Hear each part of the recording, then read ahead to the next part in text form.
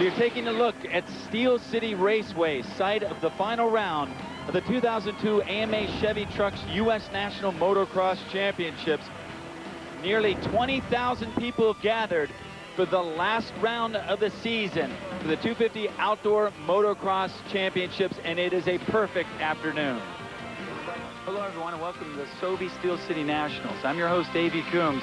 And who would have thought that we would be just 2 motos away from Ricky Carmichael possibly accomplishing the unthinkable, a perfect motocross season. It started way back in May at Glen Helen, and for more on Ricky's run toward the perfect record, here's David Bailey. Well, Davey, we should have known something special was about to happen when Carmichael swept the first round at Glen Helen. Just 1 week after finishing the Supercross season in Las Vegas, Ricky seemed ready for the outdoors to begin. Round 2 brought Carmichael to a track that had never seen him win on a 250. Of course, Ricky would take care of that, but not before a challenge from Kawasaki's Stefan Roncada. After slamming into each other before the mechanics area, Stefan tried to block him. Ricky wouldn't have any of it and took him all the way to the hay bales in the next corner. It would mark the last time Carmichael would be aggressively challenged all season long. And the brief stint in the lead would be the lone bright spot in a miserable season for the French star. And Roncada wasn't the only rider whose season would turn sour at Hangtown. Suzuki's Travis Pastrana, still trying to recover from numerous illnesses and injuries, suffered this hard crash while racing with Sebastian Tortelli.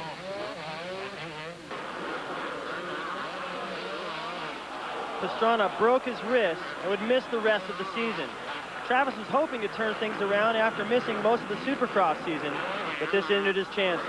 3 starts, 3 DNFs. In Moto 2 at Hangtown, the rains came. So did talk that Ricky is not a good mud rider.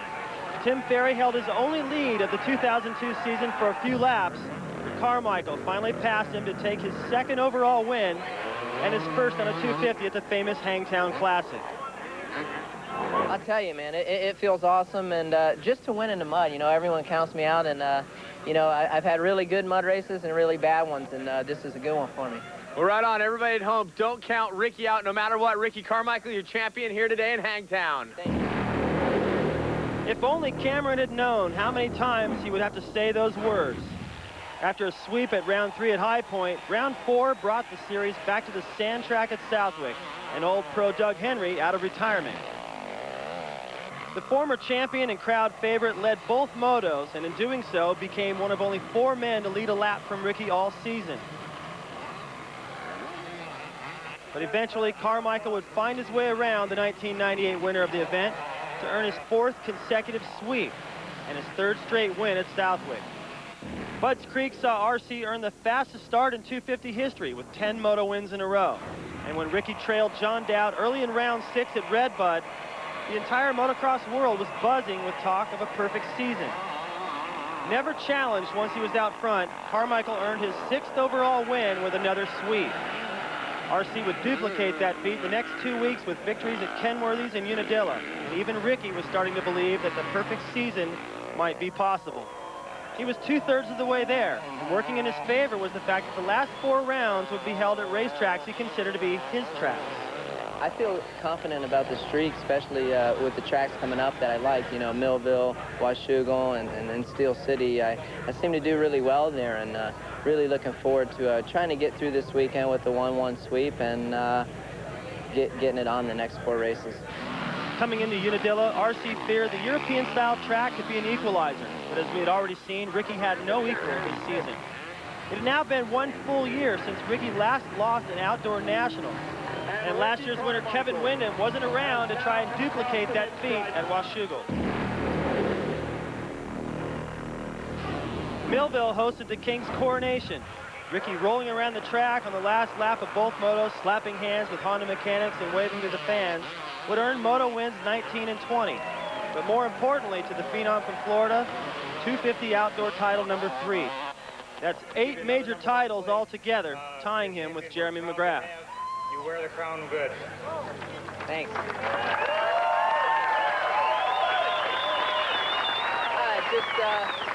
I'd like to thank all you guys for coming out today. 2 more moto wins and 2 more victory laps at Broome Tioga. And Ricky Carmichael comes to Steel City on the brink of becoming the first person ever to complete a Supercross or motocross season undefeated. Ricky's standing by with Cameron Steele. Well, ladies and gentlemen, that is the number of the champion, and this is his bus. We are hanging outside with Ricky Carmichael and Chad Watts. Ricky, you've already wrapped up the championship. You've been on fire. We're looking at a possible perfect season. Yeah. Added pressure. What's more important, the championship or this? Definitely the championship, but you know, at this point, it'd be pretty important to definitely win today. You know, if something goes wrong, it's been a heck of a season, but I've been this far, man. It would be terrible not to finish it out. It definitely would be kind of crazy if you couldn't do it. Chad Watts, expert tuner, tons of championships. We know the pressure. Everybody's talking about it, but you really don't feel the pressure, do you? No, it's no different than any other day. All the pressure was on the internet this week. I was kind of giggling, but I did the same routine I always do, and if it happens, it happens. If it don't, then we still go home with a smile on our face. A smile on your face, that's what everybody wants here at the last event of the year. Ricky, would it surprise you to know that some of the guys are really shooting for you? I think they've been shooting for me all year. I believe that it's the last race, and you know, if things aren't just perfect, I think everyone gives up a little easier on the last race. So, you know I haven't been putting as much effort into it the last couple of weeks as I has been, but you know, lap times are good, my bike's awesome, and we're ready to do it. Well, he's ready to do it, but I think what we ought to do is talk to some of the riders and see if they're ready to do it. Let's check them out. It's not possible to let him win all the races. You know, it's like, he's definitely more than capable of it. It's just, you know, I know I can ride with him, you know, even last weekend I rode with him after my problem at the start, but it's just, you know, I just need to get the start and be up there, which has been my problem all season long, and that's why I had no chance to compete with him. You know, he's making us look bad, so I don't want to finish the year and, you know, not doing something about it. So I'm going to go out there and see what I got, give what I got. You know, he's got a streak that, you know, he's trying to do, and, you know, by winning all the races. And, you know, there's a streak also for me. I haven't won, so I want to, you know, start a little trend for myself, and it'd be really cool. You know, you got this guy who's won every moto up until now, and it seems like he's kind of brought it to another level, and to step it up there and to you know, take over that #1 spot for a change, be nice, real nice. When we return, the Sobe Nationals at Steel City. How many...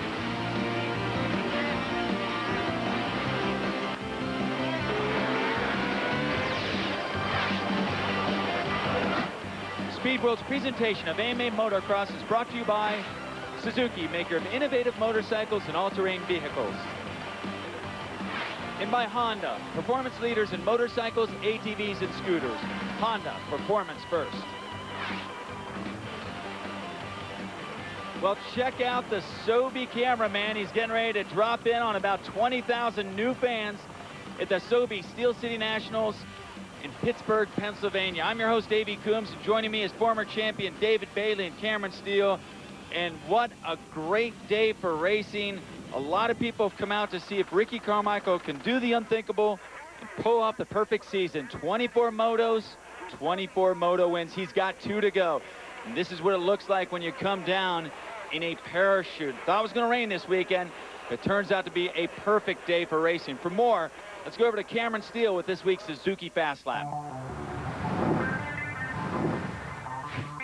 Welcome back to the AMA Chevy Trucks U.S. Motocross Championship. I'm Cameron Steele, and I'm hanging out at the Suzuki Big Rig. We're going to take you to the racing in just a minute, but right now it's time for the Suzuki Fast Lap. This is my Sobe Suzuki. You've been able to register to win it all year. This is the last race, but don't fret. You can still go online at usmotocross.com and register to win this bike.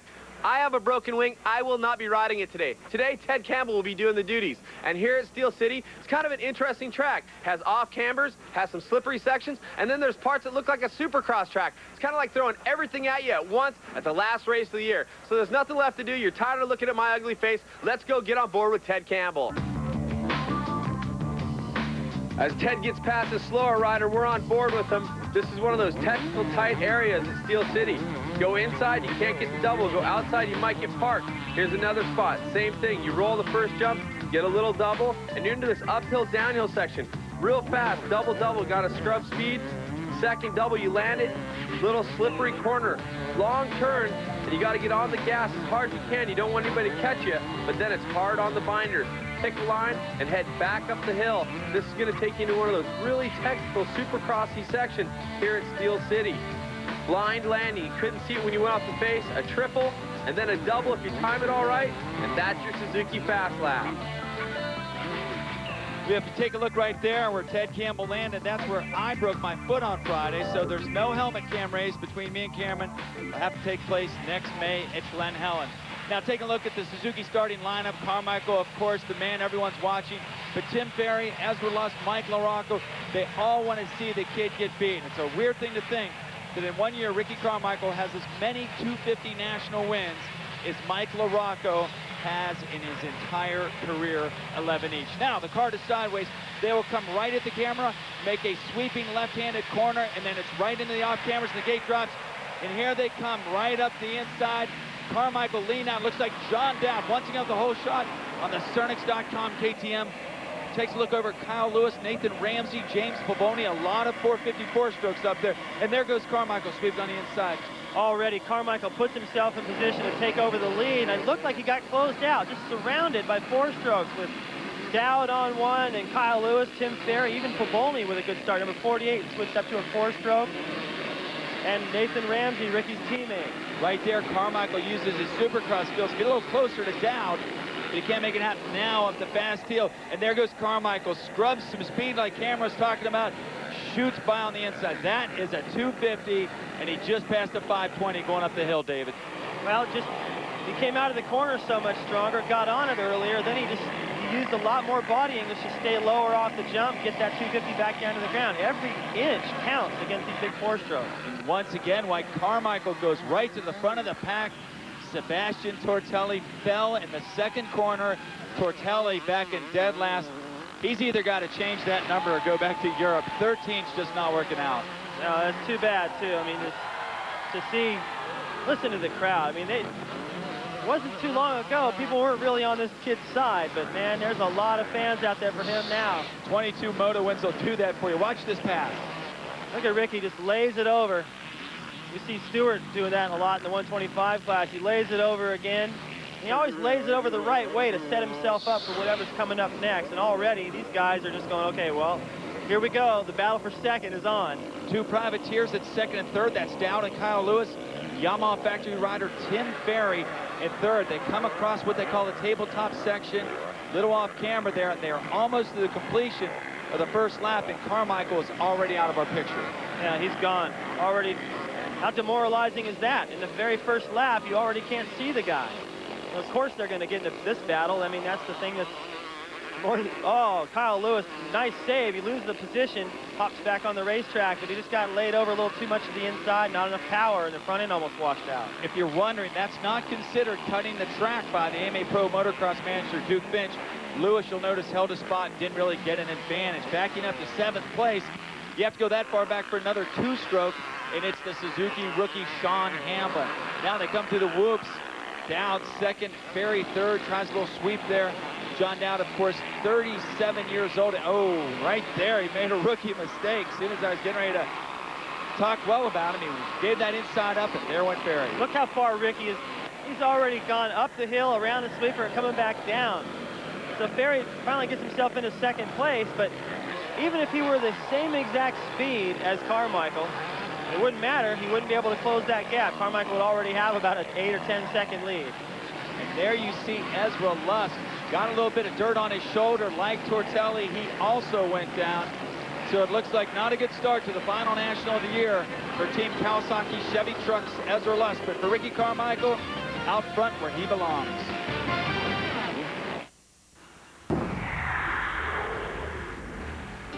Hi, I'm Chad Watts with Team Honda.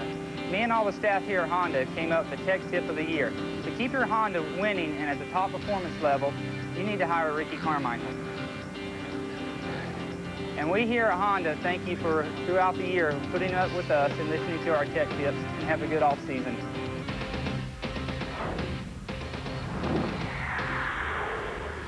Well, if it were only as easy as hiring Ricky Carmichael, if you got a couple $1 million, he'd be your guy.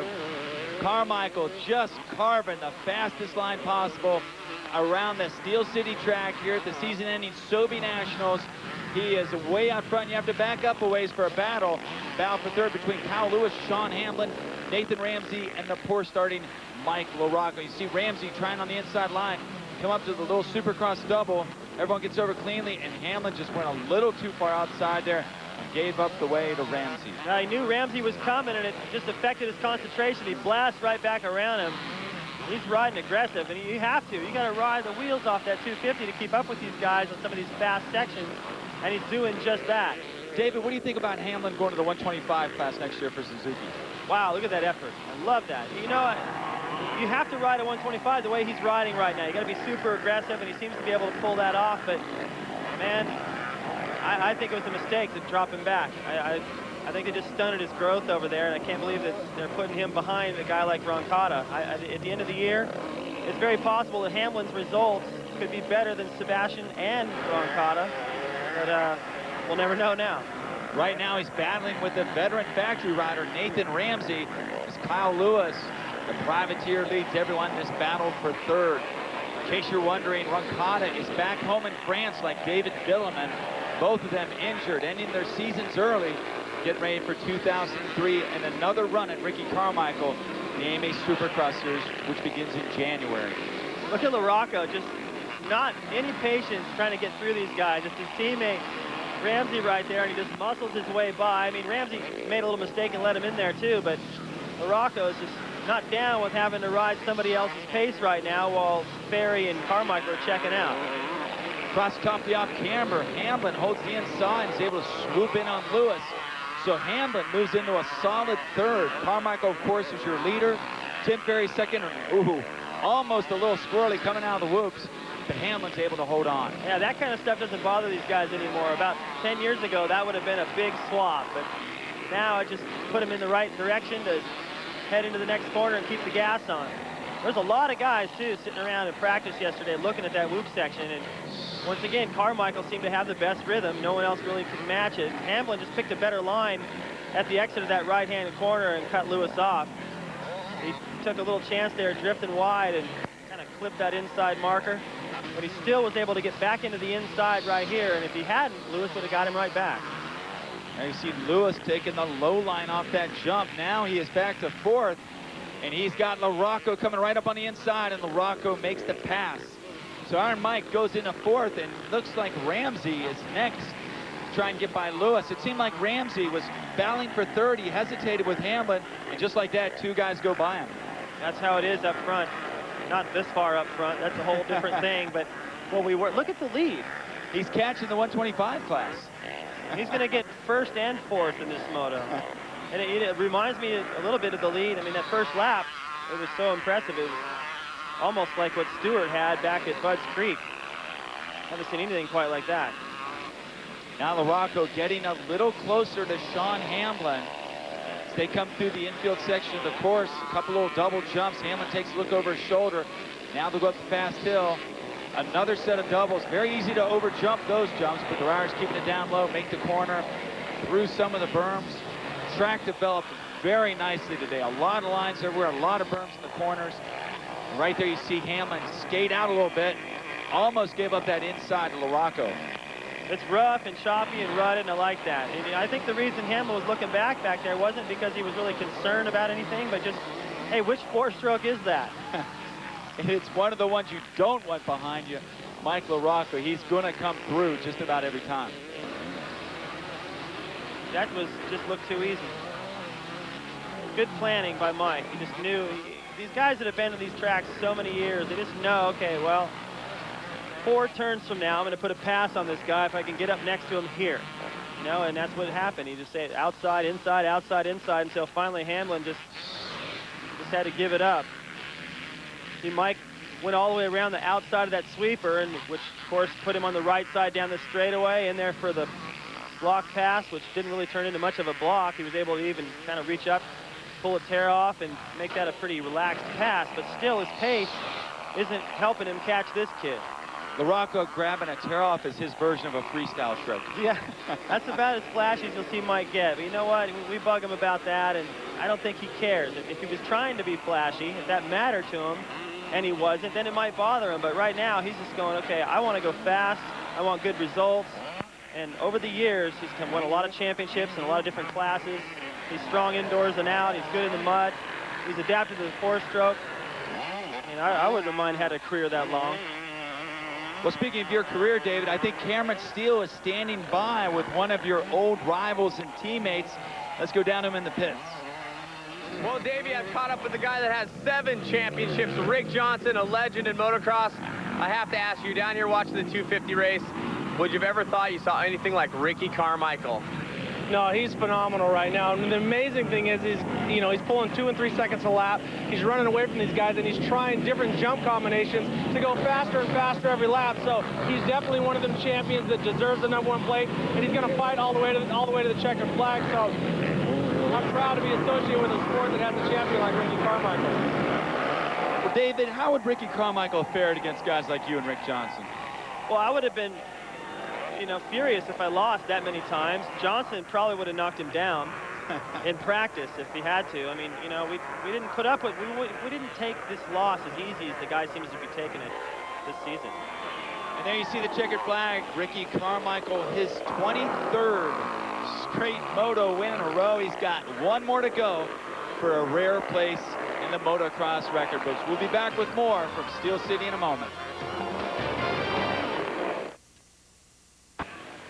Welcome back to Steel City. 1 moto is in the book for the 250 Outdoor National Championship. Now let's take a look behind the scenes for this week's Racer X Pit Pass.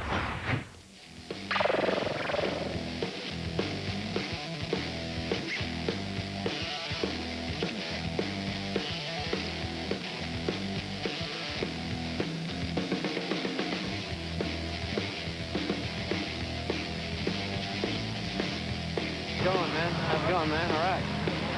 All right, man.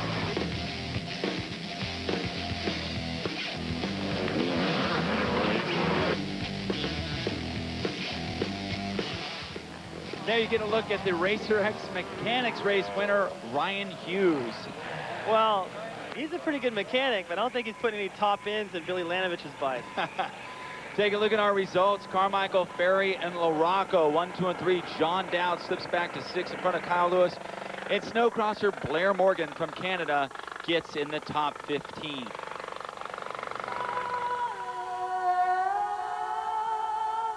Ricky Carmichael's pro career did not start at the factory level.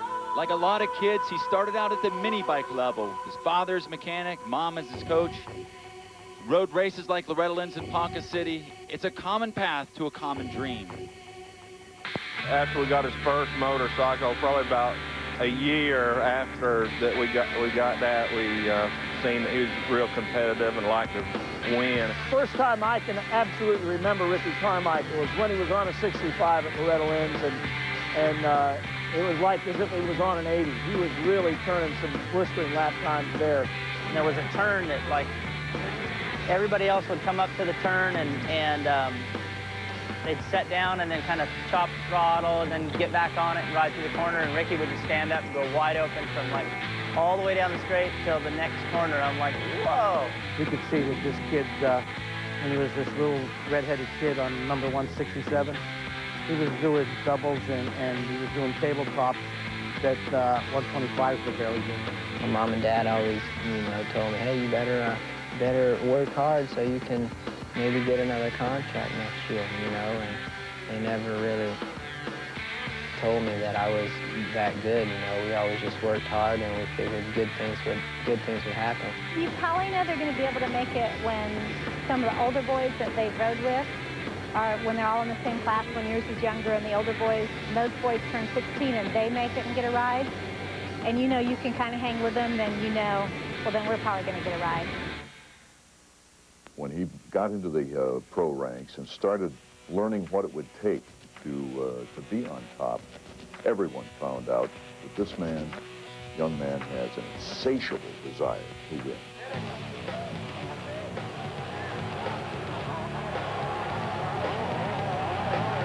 You know, I thought he might run up front, but maybe get a little tired or something like that. And then to do what he did in a real confident style, he was for real already then. There's no sweeter victories, it seemed like, than the first one, though, you know. You know, in our sport, you know, there's a few perfectionists, you know, and those guys, I think, put in a lot more. I really think they put a lot more effort into it. You know, if you hang around good people and you surround yourself with good influences, you know, it's pretty easy to get good. And, you know, I've always put 100% into it. I was taught to do it right or don't do it at all. And yeah, I think that's the best thing that ever happened to me. Surrounded himself with a facility that he could train with on him, and he just totally focused on motorcycle racing. That's all he wants to do, and he's more concerned about winning than as much money as he makes. You know, I don't really think he thinks about it. It's like the records, he doesn't really think about that. We worry about and work on titles. Now, and this other stuff just kind of, I think, falls along in place probably because you're not worrying about it. But the main focus is always that title. The 250 National Championship is underway. Coming up the inside, it looks like it's Ricky Carmichael. You see Delmont on the inside. Carmichael starting out this AMA U.S. National Championship with a giant exclamation point, and there is the checkered flag.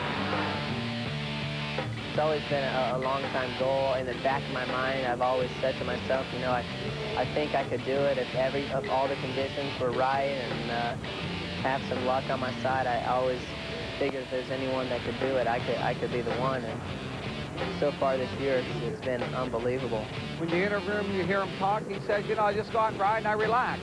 He's not afraid that someone's going to beat him each week. He just knows go out and do what I do all week and I'll be okay. And Ricky Carmichael has himself a record, the fastest start ever in 250 motocross, 10 straight moto wins. He could probably go out and buy a stock bike right now and kick everybody's butt, but he has a great background behind him and great people, and what he has done is beyond anybody's belief. It has now been exactly 1 year since Ricky Carmichael last lost an outdoor national. To watch somebody that talented, with that much desire, and have what they're working out hard for come true it's a pleasure for me to watch. On his way to the 11th straight national win of this season, 14th straight going back to 2001. There's so many records. I don't believe he even has enough room in a Honda truck to take them all back to California. If I didn't have a perfect season, I mean, you know, this would still be a heck of a year. You know, how could it not be with all the winning? So, you know, but a perfect season would be good. You work all year long to win the title, and just to be undefeated is just icing on the cake.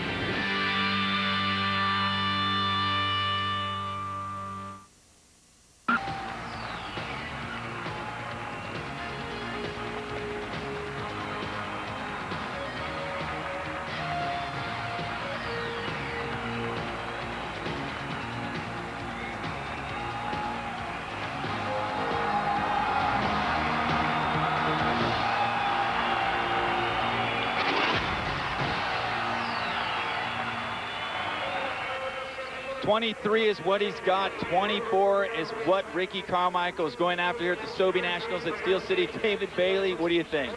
I can't even imagine, Davey. I mean, all this stuff up until now, I've either been in his position or I could imagine it. This is beyond, I can't even, I'm at a loss for words of what's going on here. Well, taking a look at our Suzuki starting lineup here for the second moto, there are 39 riders out there who want to come between Ricky Carmichael and his date with destiny. The car to sideways, they will come right at you and then sweep out to the left. This is the last start of the 2002 AMA Chevy Trucks 250 Nationals, and once again, it's John Dowd, Mr. Whole Shot here at Steel City. Oh, he's right there. Carmichael is second. That does not bode well for everyone else, and he's already trying to make a pass on the outside to get ready to come into the whoops. Dowd on the inside, Carmichael on the outside. Double, triple, double out, but Dowd holds on to the lead. Wow, I thought... Oh, and just right then he made a mistake. Carmichael doesn't even give you time to comment, does he? Whoa, and he goes wide. and it still pans out. He goes wide and triples down the hill. You know what? The guy is unbelievable, and you know, and I've said plenty. I get asked all the time, what would it be like if he raced against you guys in the 80s, the Hannas, the Johnsons, all that? He'd have won his fair share. We wouldn't have liked it. We wouldn't have walked away and practically acted like we were a fan, like some of these guys have been doing this season. But the guy is definitely amazing, and I think Brock Glover and myself and O'Mara and Johnson, we're all standing around watching this, and even Hannah up in Idaho is probably listening to hearing about it, going, that's something else. John Dowd is second, Tim Ferry a much better start, third, Kyle Lewis is fourth, and Tortelli finally got away cleanly. He's had some problems on the last few starts, but he's now in the top 10. Over the big double, Dowd on the privateer KTM, Ferry on the factory Yamaha. They sprint out a little sweep. You caught a glimpse of Carmichael, and Dowd messed up on the inside right there. Looks like he caught some bumps, and Ferry's able to sneak by. Good move by Ferry just to put himself in position to make the pass. Seems like that's been working well, you know, to go wide around that right-hand sweeper. It seems to set you up better and make the pass. The inside's a little choppier, but Dowd couldn't go wide or he'd have left the door open for Ferry. He's in a no-win situation there. Let me throw a quick fact out at you. This will be the 351st lap of this 250 outdoor season. Carmichael has led 337. Well, no wonder he's won all the motos, but, you know, it doesn't mean... You know, the fact that these guys have sort of given up a little bit and are racing for second, even though Ferry is keeping him honest right here, he had to do that in the first place. He had to send these guys into a place in their mind where they're going, well, we're beaten. This is going back to Dowd, holding them off. I was thinking, right on, John. Good for you, but he went so fast into the corner he couldn't hold it. Ricky comes right back in there, takes over the lead. It looked like for a moment he was going to mess up, and then he went wide, came right back out of the corner and tripled it. That was Dowd trying to hold off Ferry. Ferry working on him, not following, outside, inside. Then he drops down into the sweeper and goes around the outside. If Dowd would have taken the line of Ferry, of course, Ferry would have dove back underneath him again. So Dowd just had to go around that berm a little quicker and could have saved a position, but I don't think anybody wants to go into that rut as fast as you need to hold off Ferry that time. This is the battle for third. That is Dowd leading the Hondas of Nathan Ramsey and Sebastian Tortelli. Tortelli, the second two-stroke in this pack. Of course, our leader, Ricky Carmichael, is out front. David, more and more, it's looking like a four-stroke class, doesn't it? There goes Tortelli, right as I mentioned that past Ramsey. But with the exception today of Carmichael, Tortelli, and Hamblin, Tortelli makes another lightning pass. They're all four-strokes out there at the front of the pack. Yeah, and it's not like they're going to go away.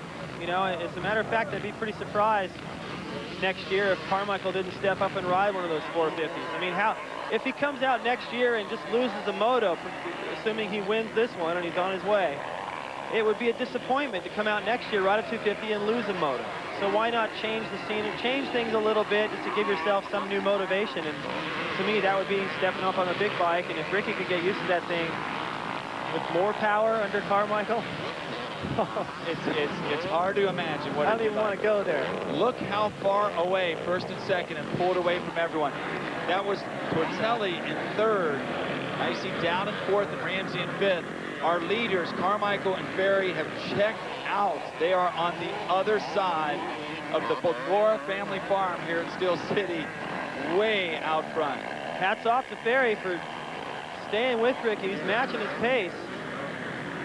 These guys, I mean, it's like 3 seconds a lap that they're losing. And, you know, when I was losing 3 seconds a lap during my career, man, I was considering that to be like one horrible day. But these guys are riding well. You know, they're going as fast as they can. Whoa. Carmichael laying into that berm. You don't think he's still trying? Hits that berm wide open and doesn't shut off even when he blows it apart. Yeah, and you know what? Some of the Honda guys approach him with that stuff and go, hey, what about that one swap? He's going, oh, that? I had it. We'll be right back to see if Tim Ferry can stop Ricky Carmichael's perfect season.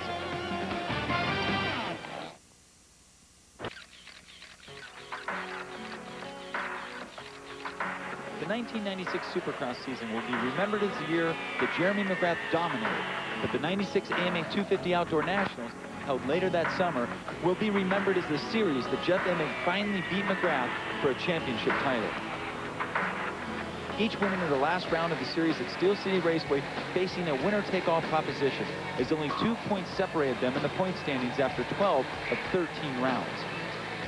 In the first moto, the Kawasaki-mounted Emig held the early advantage, but many expected him to buckle to the pressure of his career-long nemesis McGrath. But Pro was not to be denied, and he held off the determined charge of McGrath to take an exciting moto win. The next time out, Emig proved himself to have nerves of steel, as he once again held off a fierce attack by McGrath for the first half of the moto. At that point, Jeremy seemed to give up, allowing Emig to finally enjoy a day in the sun at his expense. The race would mark Emig's second AMA national title win, and unknown to anyone at the time, it would also mark McGrath's last ever ride for Team Honda in the AMA Nationals. Speaking of Team Honda, you're looking at Nathan Ramsey as he tries to get past the privateer KTM of John Dowd here in the second moto, the Sobe Steel City Nationals. Ramsey sweeps around the outside. Oh, right there. He went a little too close and caught the back wheel of John Dowd. And just like that, a pretty good moto for Nathan Ramsey goes backwards. Well, that's what Hamblin was trying to do to Lewis earlier in the first moto. He came in on the inside, almost hit that little pile of dirt, marking the inside of the corner, and Ramsey was just too hard on the front brake once he hit that thing, and his front brakes worked pretty good, obviously. Now, Dowd holding on to fourth. Mike LaRocco is fifth, and then it's Kyle Lewis in sixth. Of course, our top three are the factory riders, Carmichael, Ferry, and Tortelli, and they are basically in another county, way out front. Here comes, actually, here's what happened to Ramsey. Oh, he's trying to make something happen on Dowd, at least give Dowd a look. He comes in and he hits that little inside corner marker. Looked like he might have caught it with his handlebar, too, as he leaned into it, but he was just trying to do a little too much right there. See all the riders going by. He's got to get that thing started and then pass the same guys again. That's pretty frustrating, and the chance at the podium in this moto is pretty much out of reach. So now it's LaRocco's turn to try to get by the veteran John Dowd. They come over the tabletop together. LaRocco on the outside, sneaks up on the inside, and it looks like he might have the power as they come off the big ski Natique double jump. And yes, LaRocco makes the pass stick, so Mike LaRocco has moved into fourth, but he's going to have a ways to go if he wants to catch Tortelli. And when you watch these guys, you can really see, I mean, there's a huge visible difference between this pace, the way these guys attack corners and get on the power, and then when we get a shot of Carmichael once in a while, the difference is very clear.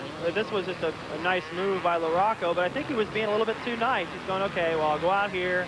As soon as Dowd commits to his berm, I'll just cut to the inside, and that'll be that. But Dowd's like, forget it, man. If you're not going to run me into that wall out there, I'm going to stay in it. He almost was able to hang on to that position, but LaRocco was pretty determined to make it happen one way or another. Now look at the difference. Carmichael checking across the track, trying to get a beat on Tim Ferry, the last person with any chance of stopping him from having this perfect season. He had a completely different line down there. He came down the hill all the way on the outside. Penn was able to get on the brakes, not hit any braking bumps. The whole Honda contingent checking it out, going, please don't let anything happen to that motorcycle. Don't let it be our fault. Carmichael one more time off the double. A nice sized whip just to salute the crowd, but you can hear them cheering. They know that they are seeing something special, something that's never been done in the history of motocross on either side of the Atlantic Ocean. A perfect season. Carmichael closing in on his 24th moto win in a row. You have to go all the way back to Steel City last year. They even lost a moto, and that was to Mike Brown in the 125 class, but even then he came back to win the overall. Just a few more jumps and a few more turns to go on, well, Dave, it's the most remarkable thing I've ever seen. Yeah, it can only be equaled. It'll never be topped, that's for sure. And you know what I like to see is a kid that works really hard have it come true, because it's just a perfect example of what it takes for all the kids that are following the little Michael Lessies and LaPaglias and all those kids. They're next, you know, and no hander off the air Natique jump. One little tiny risk before he gets to the finish line jump, and he could probably push it from here. But he won't have to, because there is the checkered flag. Ricky Carmichael has done it. 24 motos, 24 moto wins.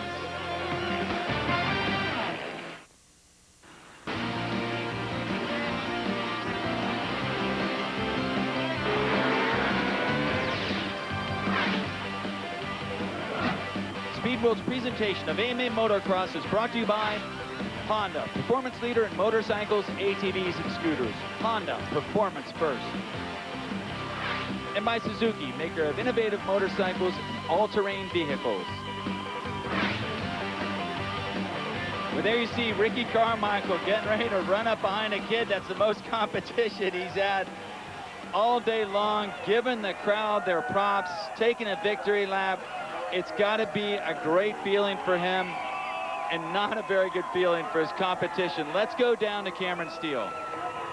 Tim Ferry, second place many times this year. So many people talking about, can you beat Ricky Carmichael? I watched the last moto. You really gave it everything you had, didn't you? Yeah, that was it. You know, I felt like I rode the best I did all year.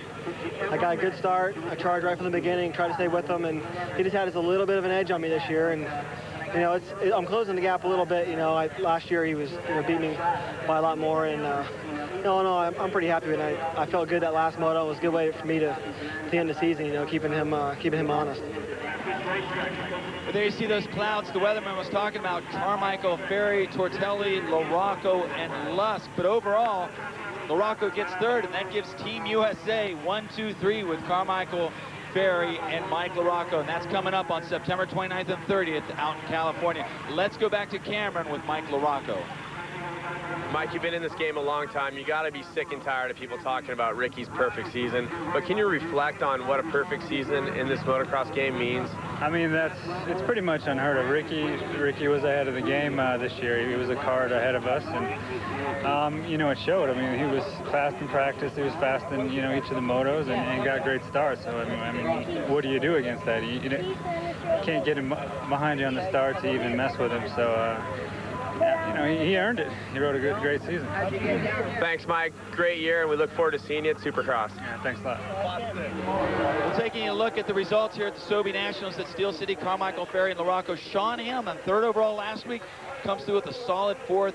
Nathan Ramsey is fifth, rounding out the top 10. White Brothers rider Paul Carpenter. Let's go back to Cameron. He is with Sebastian Tortelli. Sebastian ending it up with the podium in the second moto of the year. A tough year for you with all the things went wrong, but a great year for your teammate Ricky Carmichael. You know, I mean, he did a perfect outdoor year and almost a perfect one in Supercross, except the first big crash he had. And, I'm glad for the team, show that Honda works great. And, I had a bad year, but, things happen like that. And, next year will be a different year. So, we'll see, look at the future and see what's going on. Right on. We look forward to seeing you next year, Sebastian. Thank you. Of course, next year you'll see Tortelli on a Suzuki. He is switching teams. There's the point standings. Carmichael 600 says it all. Let's go back to Cameron with our champion.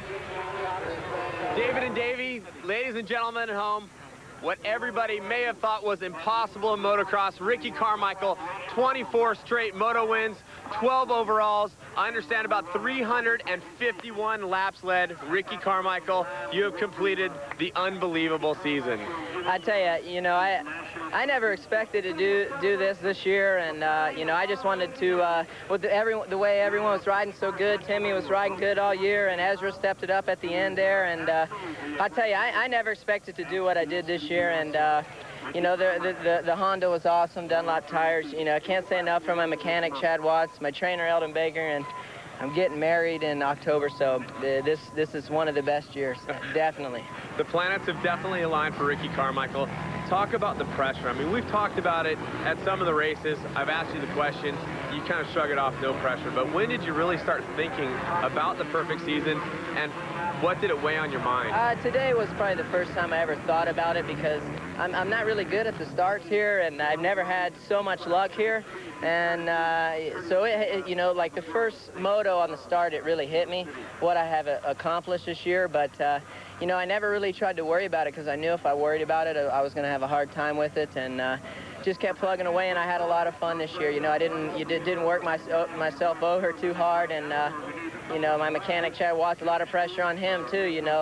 It takes a bike to get through as well. And, we kick butt and wouldn't trade it for anything other in the world. Chad, you've been involved with the perfect season now. Time and time again, people talk about how great Ricky Carmichael is. It takes a motorcycle to go along with that. People say Ricky won't break down, but the bike could. The pressure on you to build the perfect bike every week, it must have been incredible. Well, I do the same thing in and out every week. Like I told Ricky, it's a machine that has a mind of its own. I'll do everything I can do to keep it together. But thank God that he's on it. I mean, like there's a lot of other mechanics do a good job, but their riders don't win, and they don't get the recognition. But every week it's the same ritual, and thank God it worked out for us. Well, congratulations, you guys. Perfect season. I got to ask you, Ricky, next year, what can we look forward to? I mean, we're never going to let him off the hook. Perfect season right now. Now we want to know, what do you do for an encore? Well, you know, I try to do the same thing, but I seriously doubt it'll ever happen again. I want to try to do the same thing in Supercross. It's a lot harder Supercross than it is outdoor, but you know, these guys are stepping it up and they ain't making it any easier on us. But you know, I'm going to have a good training camp this winter, and I'll be better than I was this year, and we're going to do the best we can do, and whatever happens, happens. Right on. Congratulations, guys. The championship, perfect season. David and David, I cannot believe what we just witnessed. Well, thanks a lot, Cameron. There you see the all-time 250 national winners. Carmichael has surpassed Bob Hanna. He did it in 3 years.